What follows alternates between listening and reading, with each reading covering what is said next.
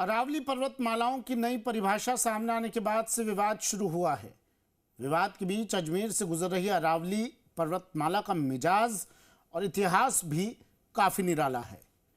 चारों तरफ अरावली के बीच अजमेर की बसावट इस बात को दर्शाती है कि अरावली शुरू से अजमेर का सुरक्षा कवच रही है। आखिरी हिंदू सम्राट पृथ्वीराज चौहान का किला भी इसी विशाल पहाड़ पर बना है। अरावली की नई परिभाषा सामने आने के साथ ही राजनीतिक भूचाल मचा हुआ है।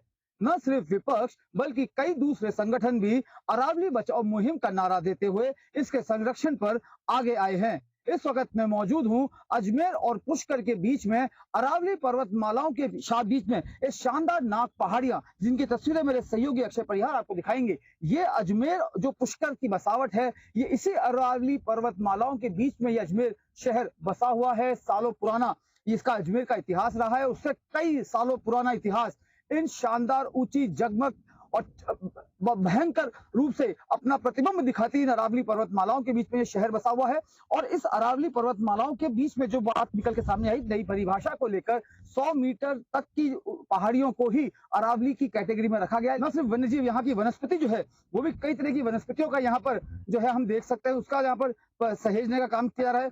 कई तरह के स्वयंसेवक साप्ताहिक रूप से यहाँ पर ट्रैकिंग करने आते हैं। यहाँ जितनी भी गंदी चीजें हैं उनको यहाँ से हटाया जाता है। तो कुल मिलाकर अरावली पर्वतमालाओं को सहेज कर संवार रखने के लिए न सिर्फ सरकार के प्रयास बल्कि आमजन के सहयोग भी यहाँ पर बहुत महत्वपूर्ण भूमिका निभा रहे हैं। और अरावली संरक्षण की मिसाल अगर देखनी है तो वो अजमेर की इन पहाड़ियों पर आकर देखे, जहां पर न सिर्फ वन्यजीव बल्कि तमाम तरह की वनस्पतियों के साथ साथ ये ऊंचे शानदार पहाड़ भी अपने मौलिक स्वरूप में मौजूद हैं। सहयोगी अक्षय परिहार के साथ अभिजीत दवे, जी मीडिया अजमेर।